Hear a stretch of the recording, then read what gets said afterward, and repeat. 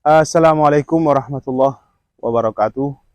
Sahabat sekalian, saat ini saya sedang berada di Komplek Makam Mahligai di Desa Aekdaka, Kecamatan Barus, Tapanuli Tengah, Sumatera Utara. Jadi sahabat sekalian, untuk kita ketahui bahwa Makam Mahligai adalah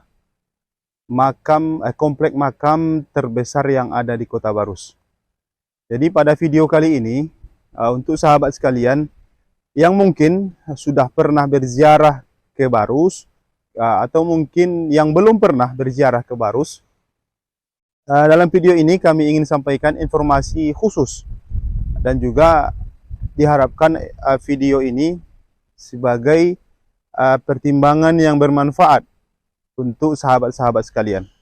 Jika sahabat-sahabat sekalian datang ke Barus niat untuk berziarah, maka yang pertama sekali seharusnya yang dikunjungi adalah Makam Mahligai di Desa Aekdaka, Kecamatan Barus, Kabupaten Tapanuli Tengah. Kenapa demikian? Yang pertama, secara geografis, Makam Mahligai berada di pinggir jalan. Kemudian Makam Mahligai aksesnya mudah. Jadi saat ini jalan untuk menuju makam ini sudah bagus. Sekalipun mungkin sahabat-sahabat datang ke Barus menggunakan bis, menggunakan mobil pribadi, bisa langsung masuk ke atas ini, naik ke atas ini, ke ketinggian ini, tanpa harus parkir di bawah. Jadi langsung masuk ke pelataran parkir yang bersebelahan dengan komplek makam ini. Jadi secara akses, Makam Mahligai mudah untuk diakses. Itu yang pertama. Yang kedua, Makam Mahligai secara historis adalah makam para wali, para ulama yang tertua di Barus. Itu yang pertimbangan kedua. Makam Mahligai adalah makam di mana dimakamkan di makam ini dimakamkan orang-orang, para ulama, para wali, para pembawa ajaran Islam di Tanah Barus ini yang tertua. Itu bisa dibuktikan dari begitu banyaknya makam di komplek ini. Maksudnya ini adalah makam terbesar dan tertua. Jadi di sini ada banyak syekh, sedangkan di komplek lain hanya ada satu atau mungkin ada dua atau tiga. Terbatas. Di makam ini banyak syekhnya, para masyaikhnya banyak. Dan itu berkesinambungan secara silsilah dari murid, guru, dan seterusnya. Itu yang kedua. Yang ketiga, kalaulah Makam Mahligai tidak menjadi destinasi utama, maksudnya Mahligai dikunjungi setelah mengunjungi papan tinggi misalnya, yang ada adalah sahabat-sahabat kalau sudah mendahulukan papan tinggi daripada Mahligai, yang ada pertama kondisi fisik akan lemah. Kenapa? Karena dibutuhkan energi untuk naik ke puncak bukit papan tinggi, juga dibutuhkan tenaga untuk turun. Maka setelah turun, ada kecenderungan para peziarah itu akan malas untuk mengunjungi makam-makam yang lain. Padahal seharusnya makam inilah yang tertua. Ibarat dalam adab, jika kita ingin berkunjung kepada guru kita, maka dikunjungi guru yang tertua dulu. Begitu seharusnya. Maka kalau diutamakan papan tinggi, walaupun sama-sama ini adalah makam para wali, namun ini secara metodologi, cara memanage waktu kita, mengatur waktu kita, mengatur kondisi fisik kita, seharusnya ini yang diutamakan. Kalau diutamakan papan tinggi, maka yang ada adalah energi sudah terkuras, fisik sudah lemah, maka akan muncul rasa malas, kemudian keinginan untuk sudahlah, karena sudah berziarah di makam papan tinggi, rasanya tak perlu lagi berziarah ke makam lain, karena merasa makam papan tinggi sudah mewakili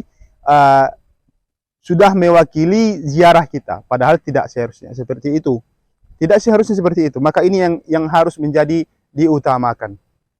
Kemudian yang menjadi pertimbangan adalah, dan ini harus disampaikan bahwa di Makam Mahligai tidak ada retribusi. Saya sampaikan, kita ulangi lagi. Di Makam Mahligai tidak ada pungutan liar. Di Makam Mahligai ini, para juru kunci, para juru rawat di makam ini tidak pernah memberikan paksaan kepada peziarah agar peziarah itu memberikan iuran itu, iuran A, iuran B, tidak. Di sini bahkan parkir pun tidak dipungut. Tidak ada karcis masuk, tidak ada tiket masuk, tidak sama dengan komplek-komplek yang lain. Bukan berarti kita ingin mendiskriminasi komplek yang satu dengan yang lain, ingin membanding-bandingkan, tidak. Ini hanya masalah memanage waktu, bagaimana caranya agar kedatangan sahabat-sahabat ke Tanah Barus ini untuk berziarah bisa dilakukan seefisien mungkin. Ada di antara peziarah yang sudah datang ke Tanah Barus berkali-kali. Ada yang sampai 7 kali, 10 kali, 12 kali. Namun ketika ada di antara warga Barus yang menunjukkan komplek ini, mereka membuat pengakuan bahwa, oh, saya sudah sekian kali ke Barus, namun tidak pernah sampai di makam Mahligai. Artinya apa? Mereka tidak tahu bahwa Mahligai ini ada.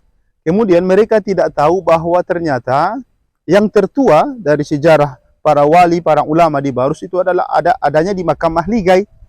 Jadi karena ketidaktahuan itu, banyak di antara peziarah kita itu timbul penyesalan bahwa mereka merasa kecewa karena tidak diberikan kesempatan untuk datang berziarah ke makam Mahligai. Jadi mereka ketika berbincang dengan kita, alhamdulillah ternyata ada makam komplek terbesar, tertua di Barus ini namanya Mahligai dibandingkan dengan komplek-komplek yang lain.